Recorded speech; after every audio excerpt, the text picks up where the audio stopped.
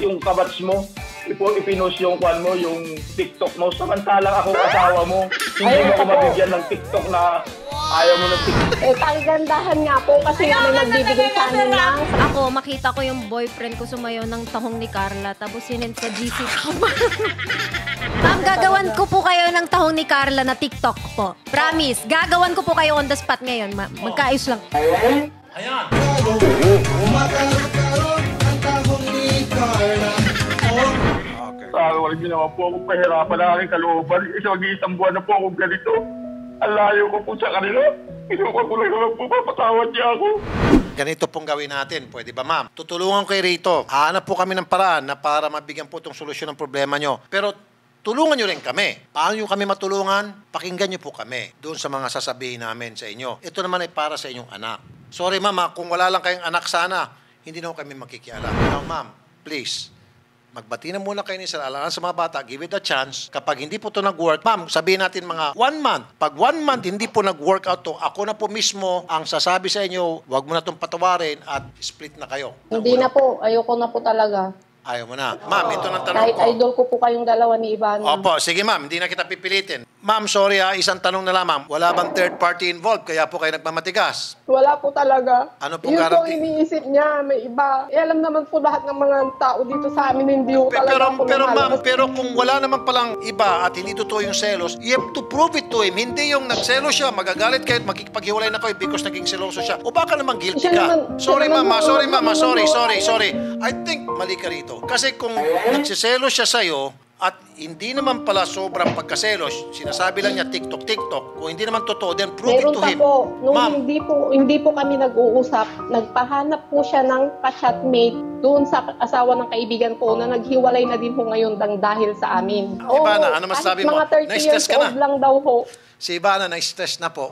Nakikita ko sa kanya. Oh, Stress. may Ang mga dami ano kasi. po ako talaga. Kanina May mga ano lang, pruweba TikTok ako. ngayon may chatmate, tapos ang dami. Paano ito? Tanungin niyo po yung anak ko kasi yung anak ko, Sige. Pina- Tanungin natin, anak.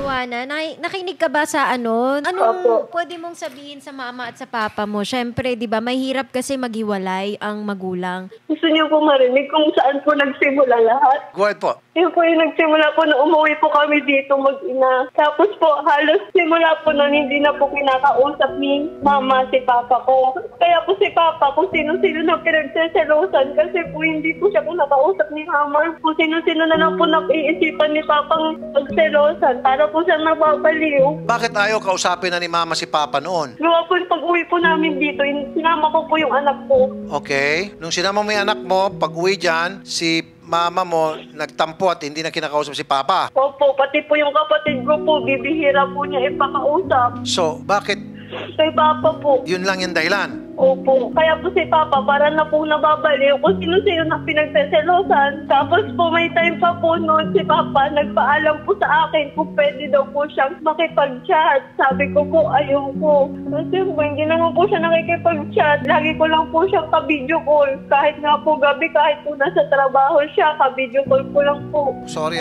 masakit man ito pakinggan, pero I have to tell you, parang wala masyadong amor sa iyong mama mo.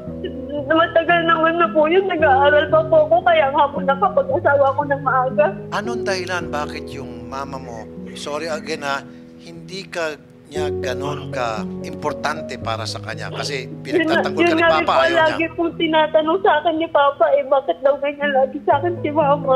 Nasabi mo ba sa mama mo yan? Hindi mo ba tinanong si mama, ma, bakit ganito ka sa akin? Ano bang kasalanan na gawa ko sa'yo?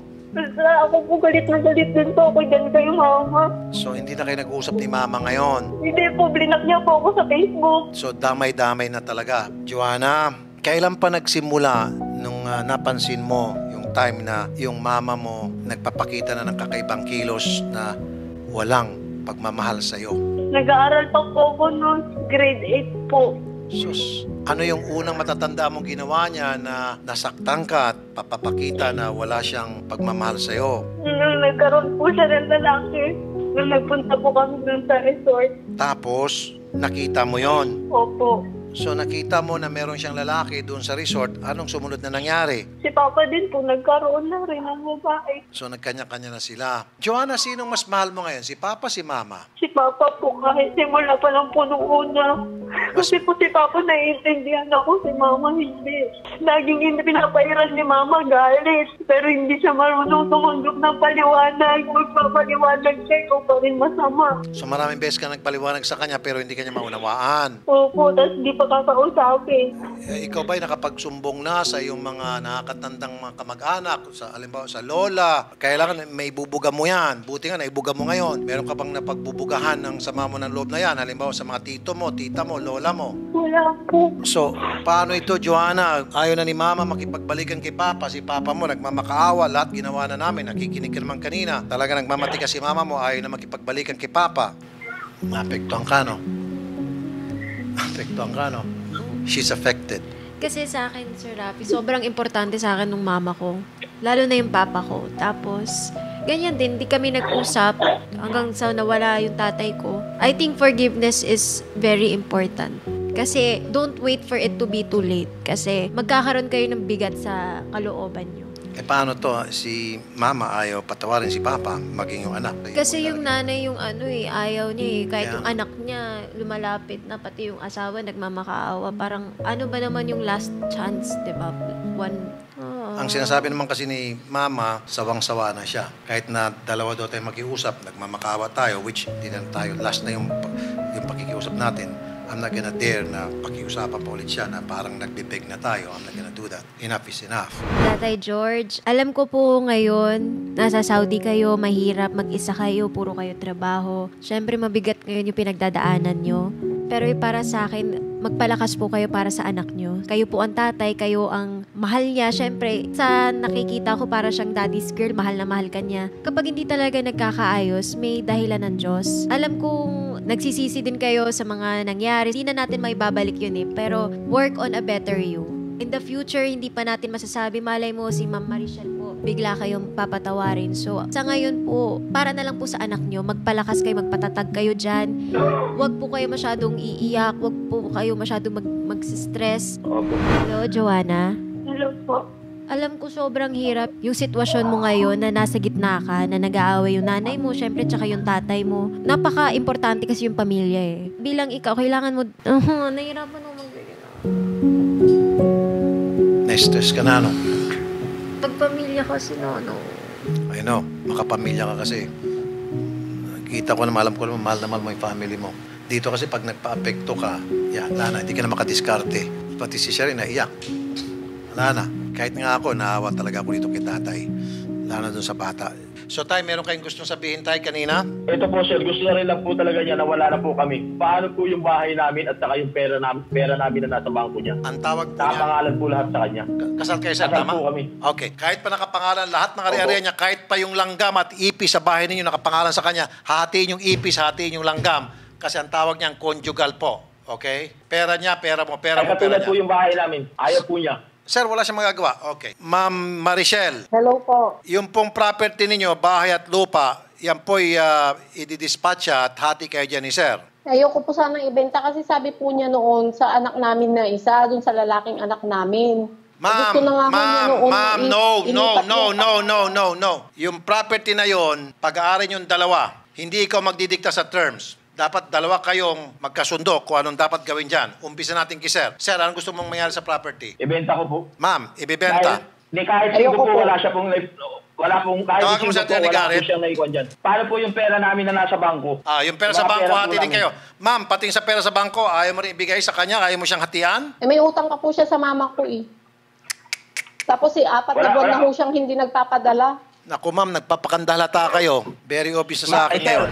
Okay, Atty. Garrett, ito Yes, sir. may kaso dito. Kasal itong OFW at saka yung mama, yung asawa niya dito sa Pilipinas. Yes, sir. Okay, hindi na sila namin kayang pag-ayusin. Dahil pareho sila may kasalanan. It's a tie. Pareho ng lalaki, isa ng babae. Anyway, Okay, sir. to make it short, nagtanong itong si lalaki, paano naman daw yung bahay at lupa nila at paano yung pera nila. Sabi ni babae, ayokong ibenta yan. Gusto ni lalaki, ibenta. Tapos yung pera sa bangko, gusto ni lalaki, maghati na sila. Sabi ni babae, hindi pwede kasi may utang ka. Okay. Nakikinig na silang dalawa. Ano bang sasabihin ng batas dito? Okay, sir. Kailangan natin unang i-establish kung ano ba ang meron sa kanilang property relations. Since wala naman po silang prenuptial agreement, it is presumed po na absolute community po ang property nila or lahat po ng property nila from the time they started acquiring property is now conjugal property. Paano kung nagmamatigas si Mrs.? Ang gusto ni Mrs. ang kinin yung lahat? Yes, sir. Kapag nagmamatigas naman si Mrs. No, ang kinin niya lahat, we have to go to court to decide na kung ano bang portion ang matitira sa kanila. Ngayon, kung physically tinig niya or ganyan, then we may charge her with usurpation of real rights. Kasi kahit naman what's yours is mine sa kasal sa Rafi, of course, kapag na-annul na yan, meron pa rin mga linya tayong dapat sinusunod. So what I suggest po is mag-proceed na sila to legal separation as it's faster than annulment, Sir Rafi. Ang gusto kasi ni Sir, yung sa property. So pupunta sa korte, tulungan natin itong si Sir na mag-file ng case sa korte para yung korte na mag-decide na ibenta yung ari-arian, ma-dispatch at maghatian na. Tama po, Sir Rafi, no? Ang ginagawa po kasi sa courts natin ngayon para mas mabilis ang dissolution ng property. Since karamihan naman ng property natin hindi eksaktong mahati 50-50, nagre-recommend po sila mag-liquidate, which is ibenta nga po ang property and cash na lang paghahati. At kapag ang korte na nagsabi na ibenta yung property at paghati, hindi pwedeng tumanggi si Mrs. Pag tumanggi si Mrs., tinanggihan niya korte. Ano mangyari? Yes, sir. No, she cannot. Mako-contempt po siya at posibleng makulong kapag ganyan ang ginawa niya. Pag nagmatigas si Mrs. sa korte, makukulong si Mrs. Yes, sir. Kasi we are obligated to follow yung mga legal orders ng korte, no? Kasama po yun. Thank you, Atty. Gar.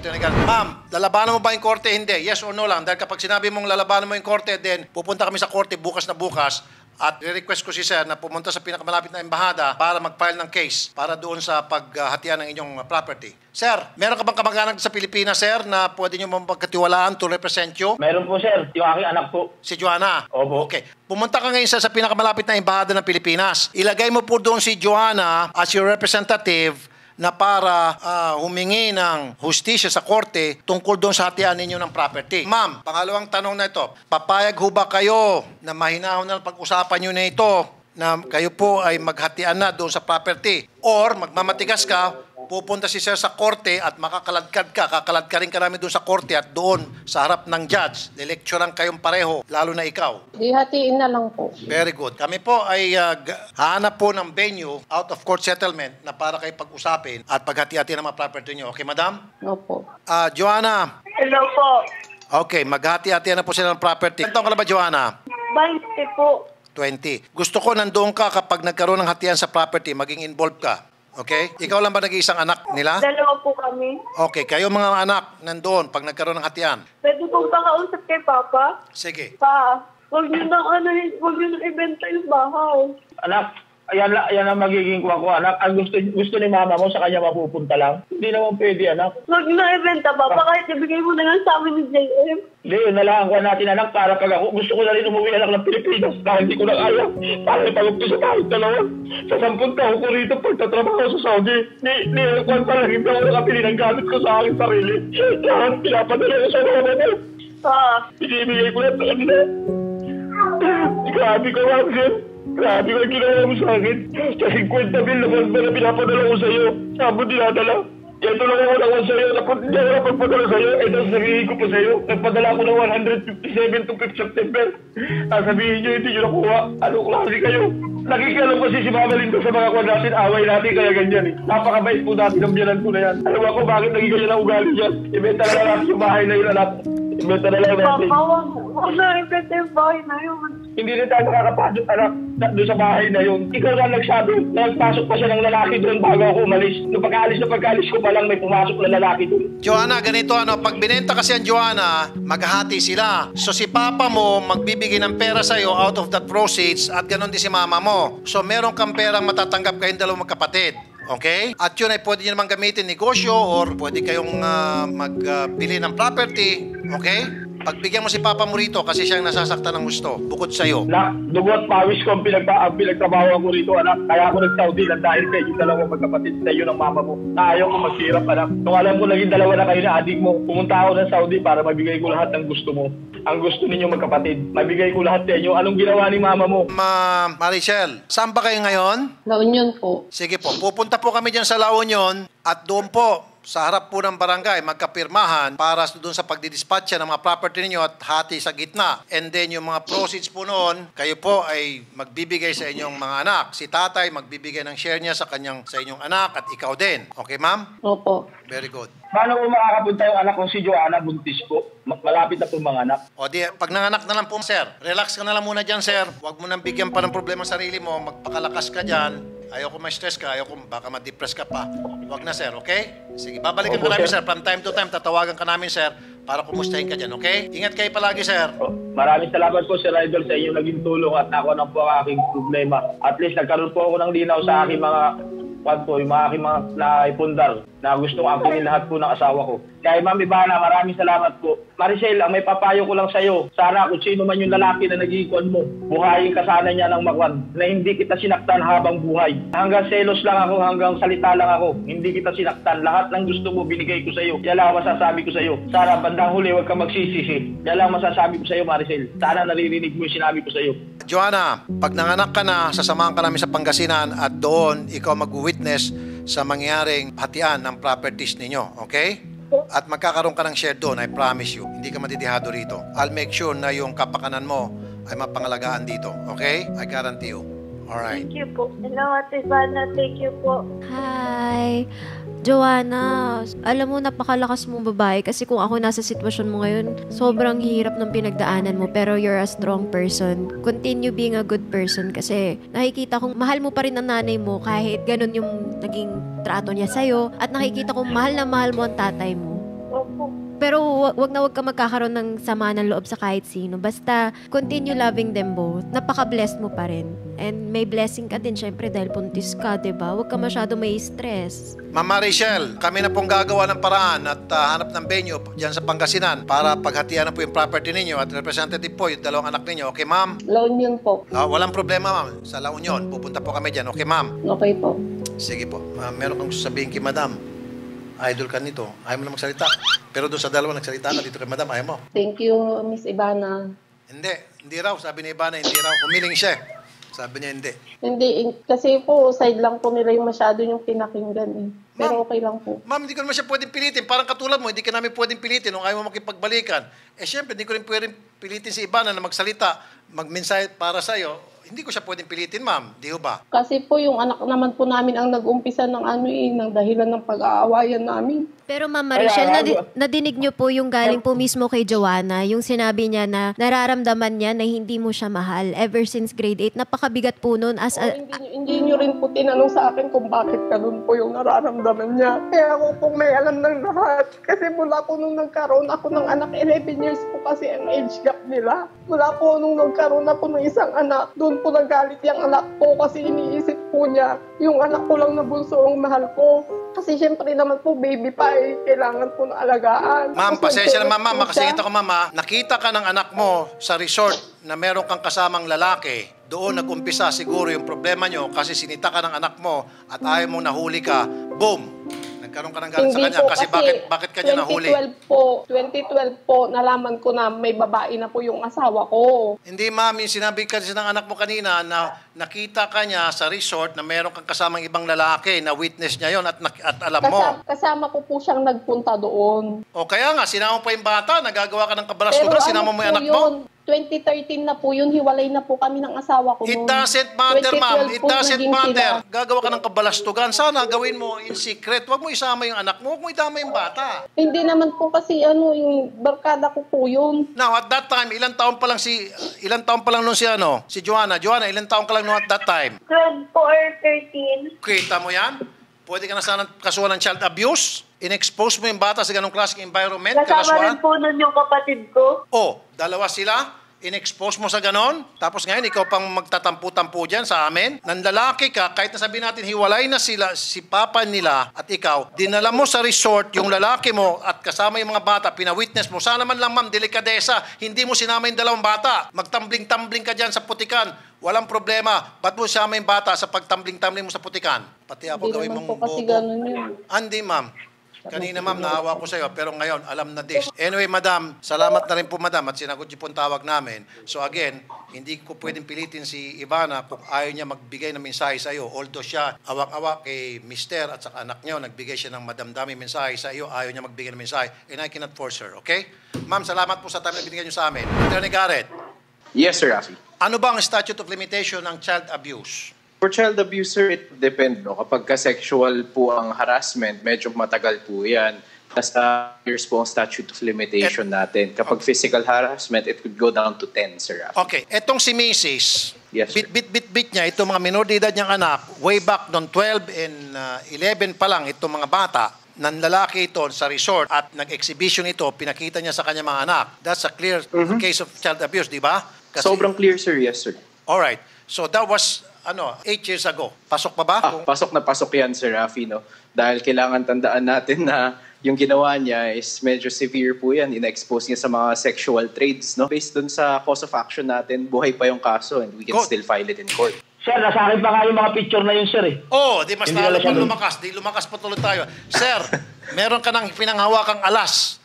Quadro de alas, sir. Hindi ko lang po alam kung kasi nasa USB ko lahat yun eh. Okay na, sir. Meron ka ng kasong child abuse na pwedeng sampat doon sa mga bata. Okay, sir? Matulog ka na mahimbing ngayon, sir. You're in good hands. Yes. Pakukulong ko po siya, sir. Okay, sir. Sige, sir. Pakukulong. Ayan, natawa na si Ivana. Kanina, iyak na siya. At least, napatawa niyo po si Ivana. Buelo, kanina gusto mong makipagbalikan. Ngayon gusto mo na siya ikulong. Ay talaga po, sa sobrang galit ko po sa kanya dahil matagal na po niya ako linuloko. Sige, sir. Sir, salamat po, sir, ha? Maraming salamat po, sir. Hapon po, sir. Okay. Okay, Ivana. Hindi prank to, ha? So, akala mo prank. Kanina, nare-realize ko na parang nung bandang gitna, nag-iiyakan. Sabi ko, parang hindi na talaga siya prank. Parang ang bigat kasi niya, Sir Rafi, kasi ang family po para sa akin talagang number 1 yan eh. Very important. Talagang priority ko. And yung madinig ko na galing sa bata na hindi siya mahal ng nanay niya. Parang, bakit? Galing sa'yo yung bata, tapos dinala mo dun sa lalaki mo. Kasi never ko naramdaman yun. Yung mama ko hanggang ngayon, hindi siya naganap ng iba. Masaya siya sa amin ever since. Kahit, thank you, Mom.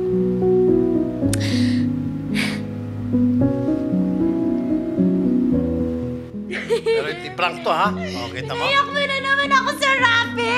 Ha? Nung sa prank, pinayak ko siya. Hindi prank, iyak din siya. Palaging umiiyak siya. Kaya ka naiyak, nag-emotional ka dahil naawa ka. Umiyak na siya. Bigyan niya tissue si Mana. Okay. Huwag nang isuhin. Paano kaya kung araw-araw ganito? Kaya mo? I quit na, Sir Rafi. Ayoko na po. Sorry. Okay, guys. So, that's the end of the video. Maraming salamat kay Sir Rafi Tulfo for letting me be the co-anchor, pero I quit na po. Thank you, guys. I hope nag-enjoy kayo at may natutunan din kayo. Thank you po, Sir Rafi. Ano po? Welcome. You're welcome. Pwede kang bumalik ulit kapag... Okay na po. Okay na? I-prank nyo na lang po ako.